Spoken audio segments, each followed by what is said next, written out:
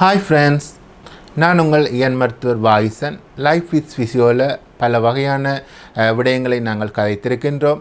அதிலும் நீங்கள் காட்டிய ஆதரவிற்கு மிகவும் நன்றி.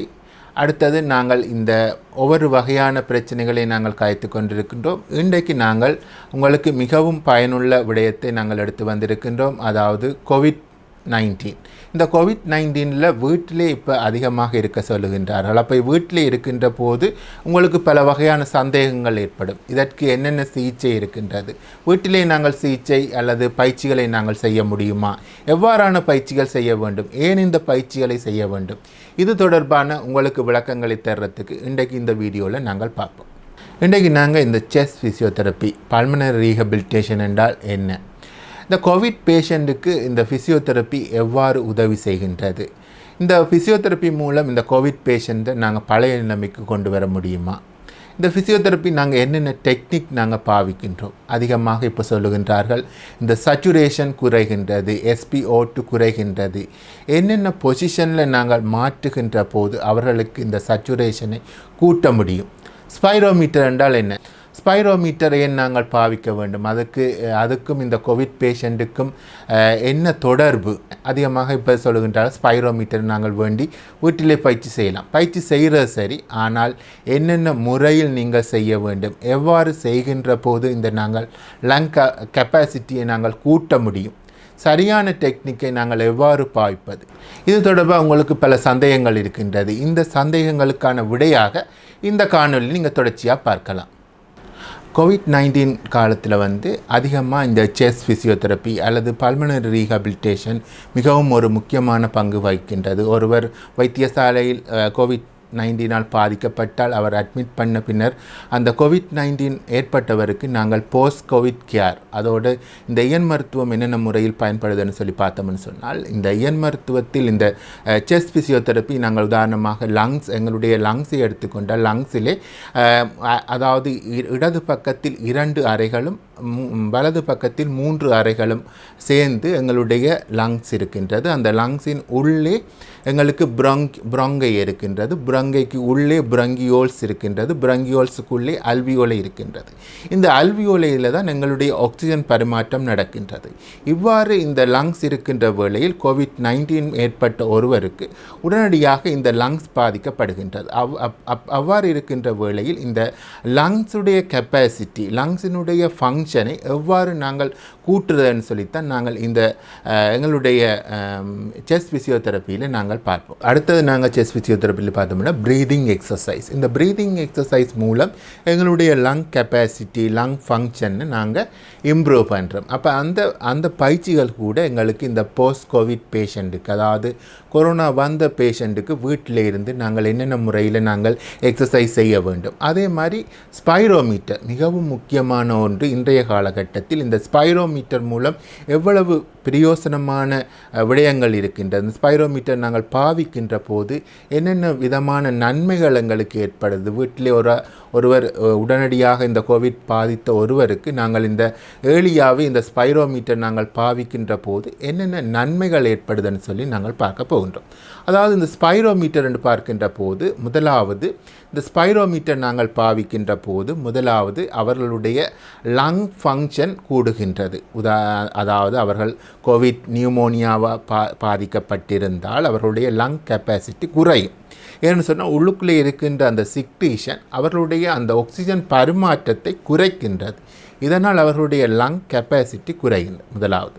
இரண்டாவது, lung function and lung capacity அவர்களுக்கு நாங்கள் கூட்டிக் கொள்ளலாம் இந்த ஸ்பைரோமீட்டர் பாவிப்பதன் மூலம். மூன்றாவது பார்த்திங்கன்னு சொன்னால் அவர்களுடைய மியூக்கஸ், அதாவது இந்த சிக்ரீஷன் உருவாகுதல் அல்லது உருவாகின்ற விகிதத்தை நாங்கள் குறைத்து கொள்ளலாம். நாலாவது பார்த்திங்கன்னு சொன்னால் லங் இன்ஃபெக்ஷன் வாரதை, ரிக்கரண்ட்டாக தொடர்ச்சியாக லங் இன்ஃபெக்ஷன் வாரதை குறைத்து கொள்ளலாம். உதாரணமாக இப்போ நாங்கள் கோவிட்னு சொல்கிற ஒரு இன்ஃபெக்ஷன், அப்போ நாங்கள் இது பாவிக்கின்ற போது எங்களுடைய அந்த திருப்பி இன்ஃபெக்ஷன் வருவதை நாங்கள் குறைத்து கொள்ளலாம். அதே மாதிரி பைபாஸ் சர்ஜரி செய்தவர்களுக்கு இந்த ஸ்பைரோமீட்டர் கொடுப்பதற்கும் இது ஒரு காரணம். அதாவது திருப்பி எங்களுடைய இன்ஃபெக்ஷன் வருவதை நாங்கள் குறைத்து கொள்ளலாம்.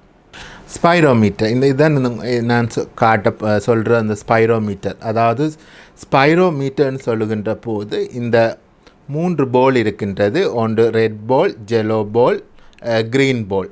அதுக்குள்ளே வந்து 600 மில்லிலிட்டர், அதே மாதிரி 900 மில்லிலிட்டர், 1200 மில்லிலிட்டர் இந்த வால்யூமோடு இருக்கின்றது.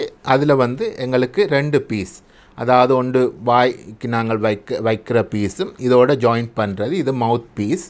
இப்போ இதில் தான் எங்களுக்கு வச்சு நாங்கள் வாயை வைத்து நாங்கள் எக்ஸசைஸ் செய்ய போகின்றோம். இப்போ நான் சொன்ன மாதிரி இந்த இதில் பலன் என்னென்ன நன்மைகள் என்று நாங்கள் பார்த்தோன்னாங்க. அப்போ நாங்கள் என்ன செய்கிறோம், 2 வகையான இதில் ஆக்ஷன் நடக்க போகுது. ஒன்று வந்து இன்ஸ்பிரேஷன், அதாவது நாங்கள் இதை வாயிலே வைத்து உறிஞ்ச சொல்லுவோம். அப்போ உள்ளே உறிஞ்சுகின்ற போது, அதாவது எங்களுடைய இன்ஸ்பிரேஷன், நாங்கள் ஆக்சிஜனை உள்ளே எடுக்கின்ற போது, இப்போ சாதாரணமாக நாங்கள் ஆக்சிஜன் உள்ளே எடுக்கின்ற போது எங்களுடைய லங்ஸ் வந்து விரிகின்றது. அப்போ இந்த லங்ஸ் வந்து விரிகின்ற போது அந்த விரிந்து முழுமையாக எங்களுடைய லங்ஸ் விரிவடைந்தால் எங்களுக்கு உள்ளே இருக்கின்ற அந்த அல்வியோலையில் இருக்கின்ற அந்த ஆக்சிஜன் அளவு கன்சன்ட்ரேஷன் எங்களுடைய கேப்பிலரி, எங்களுடைய பிளட்டுக்கு வந்து அது வந்து மாற்றப்படுகின்றது. அதுதான் நாங்கள் ஆக்சிஜன் எவ்வாறு ட்ரான்ஸ்ஃபர் பண்ணுறேன்னு சொல்லி.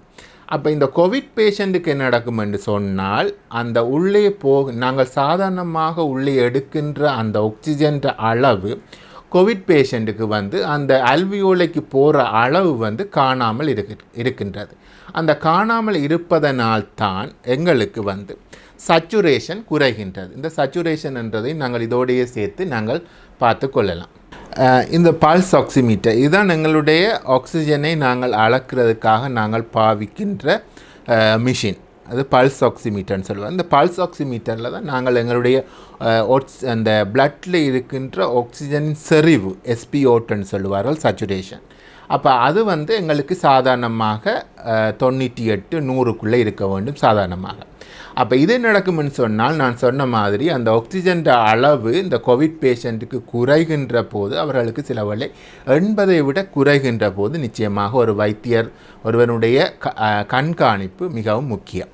இப்போ நாங்கள் இந்த ஸ்பைரோமீட்டரில் இந்த ஆக்சிஜன் சச்சுரேஷனுக்கும் இதுக்கும் என்ன தொடர்புன்னு சொல்லி நாங்கள் பார்த்தோம். அதாவது ஒருவர் முற்றாக ஊதுகின்ற போது அவர்களுடைய லங்ஸ் ஃபுல்லாக விரிந்து அந்த எங்களுடைய அந்த அல்வியோலைக்கு ஃபுல்லாக ஆக்சிஜன் ஃபுல்லாக போகின்ற போது அந்த பரிமாற்றம் ஈஸியாக இருக்கும். அப்போ ஈஸியாக இருக்கின்ற போது அவர்களுக்கு அந்த ஆக்சிஜன் கன்சன்ட்ரேஷன், அந்த செறிவு வந்து கூடுகின்றது. அப்போ இது ஒரு பக்கமாக நாங்கள் செய்கின்ற பயிற்சி. சாதாரணமாக இது உடனடியாக செய்கின்ற போது 1 போல் மட்டும்தான் போகும், சில வேளை 2 போலும் போகும்.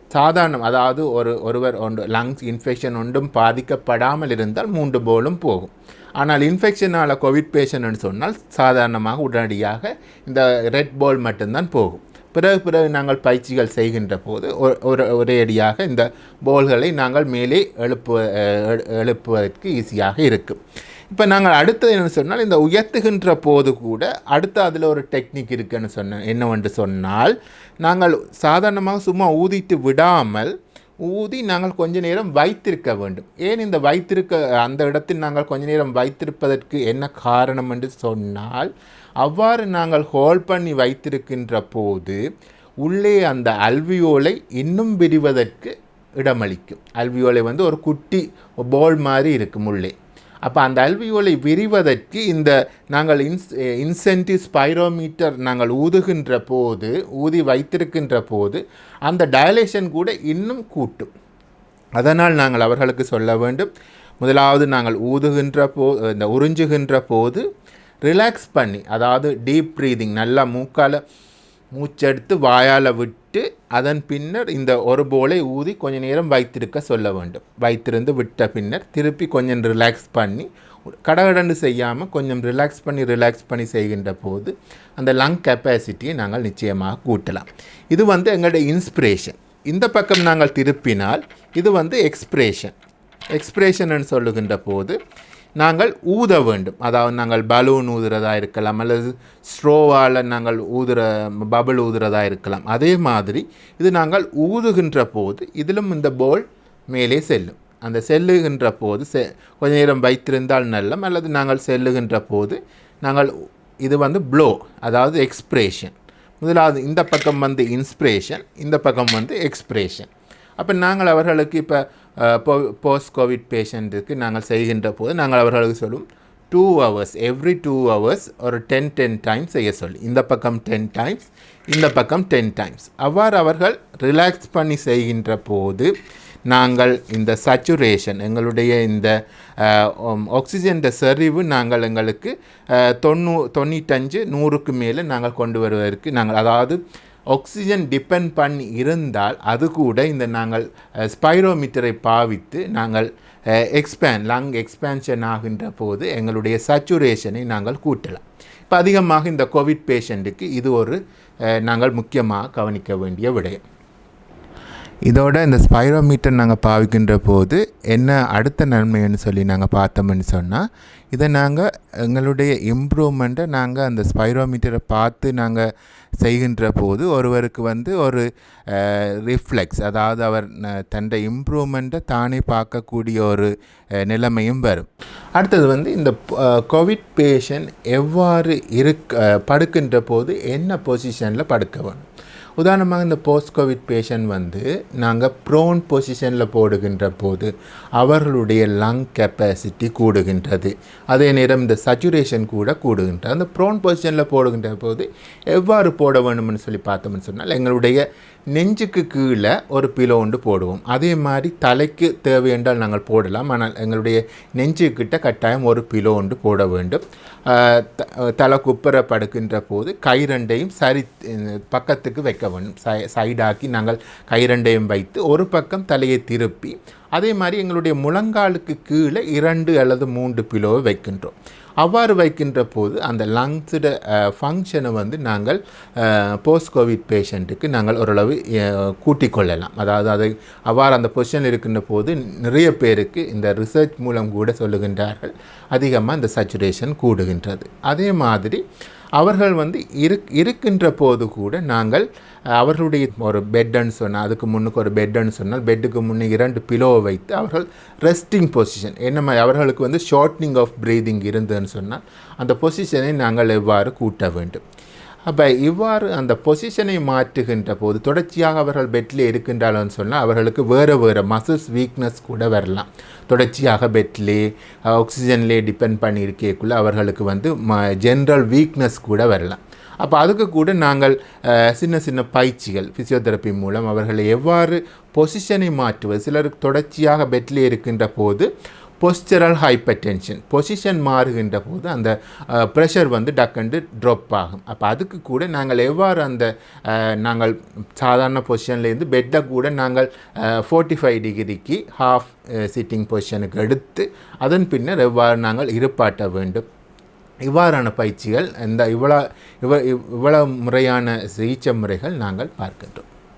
வீட்டில் இருந்த மாதிரியே இந்த கோவிட் பேஷண்ட்ஸ்க்கு என்னென்ன முறையான பயிற்சிகள் பண்ணலாம் அப்படிங்கிறத இந்த வீடியோவில் பார்த்துருந்தோம். அடுத்த வாரம் கூட இதோட தொடர்ச்சியாக வேறு என்னென்ன பயிற்சிகள் இந்த COVID-19 பேஷண்ட்ஸ்க்கு இருக்குது அப்படிங்கிறத பார்க்க போகிறோம். ஸோ மிஸ் பண்ணாமல் பாருங்கள். அப்படியே இந்த லைஃப் வித் ஃபிசியோ அப்படிங்கிற யூடியூப் சேனலை லைக் பண்ணுங்கள், ஷேர் பண்ணுங்கள், சப்ஸ்கிரைப் பண்ணி விட்டுருங்க.